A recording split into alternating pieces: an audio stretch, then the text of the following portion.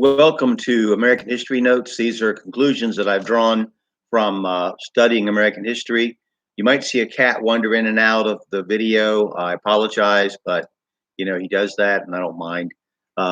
So let's begin. We're going to go back to Virginia, and we've been in Massachusetts Bay Colony. So Virginia, the Anglican colony, was much more lax morally than New England, and not near as inspired with regard to labor, with an extremely high death rate for white and black and Native American laborers. Tobacco made many men wealthy and required a large number of people who were just laborers. Efforts throughout the first half of the 1600s were made to ensure a ready and politically helpless labor force that lined the pockets of the wealthy. Eventually, to keep the white and black laborers from uniting in revolt, racial slavery evolved based on the rules the English had used in dominating the Irish for centuries. This manipulated the white laborers, joining them with the wealthy and controlling the subclass of African American laborers. Laws made slave children trace their descent through their mothers, which prevented slave owning men from having to acknowledge legally the offspring of their rape of slave girls and women. And legally, a master could not be charged with raping a black female slave, just like in Ireland. Slaves were forbidden the most common rights of Englishmen, and their lives became totally dependent upon the temperament and moral standing of their masters and mistresses, very much like Ireland. Anglican clergy, that's like the English treated the Irish. Anglican clergy were in short supply, and the personal morals of the inhabitants suffered.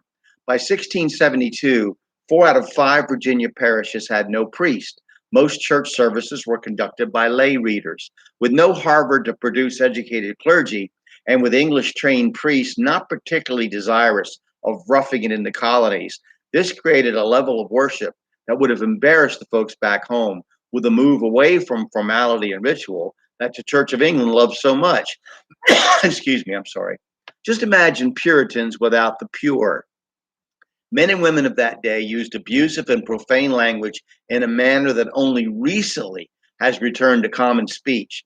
Their profanity was so bad that there were law enforcement crusades to clean it up, as in Henrico County, where 122 people were arrested in a sweep for uttering, quote, wicked oaths.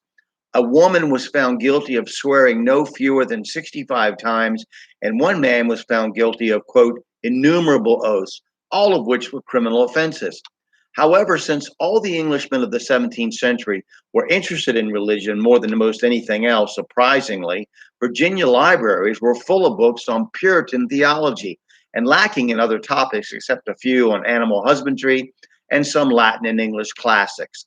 As in our churches today, no matter how sloppy we are morally in our personal lives, our heart's deep felt need is for righteousness and preaching about sin and salvation rather than the pop psychology so prevalent today. In Virginia, the situation was vastly different from New England. In New England, life revolved around the village green, and the local parsons and constables and magistrates could keep a close eye on the doings of the common person. But in Virginia, where population centers were separated by as much as 50 miles, no preacher could manage to oversee his flock in as much detail. Life took a sharp and distinct turn in colonial Virginia that it did not take in colonial New England. Much was hidden from the community in the way of immoral behavior. So, with regard to the state of personal morality and discipline, New Englanders, while having to deal with busybodies and gossip, were in much better condition than Virginians. On an intellectual level, they had the advantage as well, but both were plagued by the inconsistent morality and oppression of owning another human being in slavery. We cannot say don't judge the people of their time, because many understood that it was wrong to own a human being, as we'll see by their own statements, such as Patrick Henry and Thomas Jefferson, both stating in writing that slavery was inconsistent with Christian practice. There was no printing press and few free schools in early Virginia, as Governor Buckley thanked God for in a fit over how hard it was to govern unruly people. With neighboring colonies overproducing tobacco, with the prices of tobacco being falsely manipulated by the powerful, the price hit a new low, and many Virginians were impoverished. People starved to death. They literally just lay out and unexposed and not even buried in many cases. This and then of course the Nathaniel Bacon. Then there was an uprising of white, black Americans, led by an Englishman, Nathaniel Bacon, which will come later because the governor wouldn't help them, with what they needed as far as defense and things like that. So next, we're going to deal with other English colonies that formed what would become the United States of America. Then we'll go on to the beginnings of religious liberty, and then to the unrest and struggle for self-government that led to the revolution. Then we'll discuss the revolution itself.